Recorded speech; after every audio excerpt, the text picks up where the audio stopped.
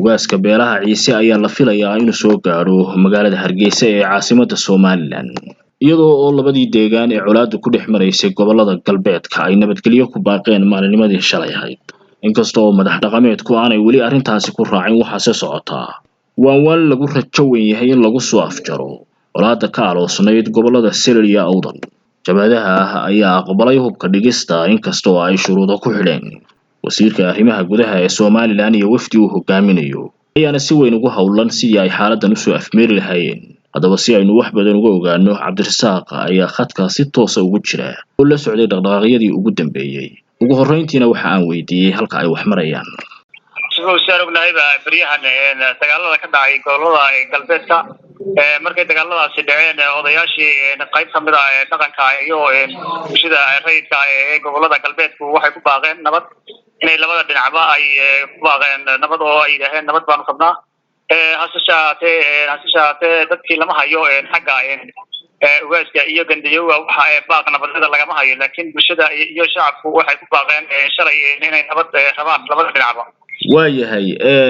ugaaska beelaha Ciise ayaa la hadal hayaa inuu Somaliland iman doono isagoo arrintaasi nabadda u socda warkaasi sidee buu xilliga suurtagal u yahay maadaama oo aanay baaq nabadeed laga haynin labada dhinac midna waxa la sugayaa inuu yimaado ugaaska beelaha Ciise nabadeyn ka soo qaato sida bariyahan baan ogsoonahay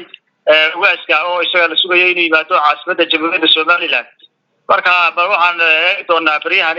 balse uga soo qayb galaan odayaasha gandaha ee labada dhinacba iyo ugaasidoodu ana wala filayaa dhawaan sida ugu dhaqsaha badan leh Cabdirasaaq labada dhinacba waxay aqbaleen maalinimadii shalay ahayd hubka dhigis haddii ay dawladdu damaanad qaadayso nabadgelyada hubka dhigistaasi oo hore u suurtageli weyday sidee ayay imika suuragal tahay haddii nabad waarta la helo labada dhinacba diyaar bay yihiin say sheegeen odayaasha dhaqanka in marka la hirgeliyo hubka dhigista oo dadka laga soo ururiyo qalabka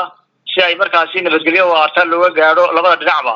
hase yeeshee laakiin inta ay Djibouti oo ay faraha ku jiraan dawladda Soomaaliya bas uga galayso waan qabnaa in qolqoladooyinka iska sii daraan mooyaane weli amaankii gacanta buuxda laguma dhigin oo saasayna u suura galaynin labada dhinacba in laga dhigo hubka maadaama ay dawladda Djibouti faraha kula jirto oo arrimahani ay goorba iyadoo ay laaqlaaqayso ay tababariyo wax bixinayso ay soo gelinayso tirada Ciise oo galbeed ka soo galaya kolba kuwaasoo dhibaatooyin geysanaya kuwa kalena ay iska difaacayaan oo markaasi halka ay xaaladdu kolba ay ka sii dareysay bariyahan dambaba waaya Cabdirasaaq Somaliland ma sheegtay sida xal loogu heli karo jabhadaha ka soo gudbaya xadka iyo saanada militariga ay Djibouti soo gelinayso deegaamadaasi Somaliland iyadoo kolkii horeba arrimaha noocan way ka hortaysay oo dagaal bad jirtay inay waxaasi gacan saarto inay ka qabato wixii soo galaya xuduudaha ka soo talaabaya hase yeeshee laakiin se kuma guuleysanin inay soo afjarto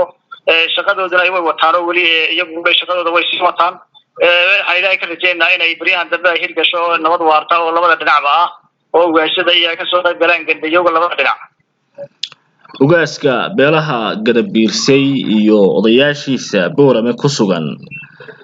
su'aasheeda ugu dambaysa haddaan ku weydiiyo maxaa laga filayaa inay kaga falceliyaan labada deegaan ee ku baaqay nabadda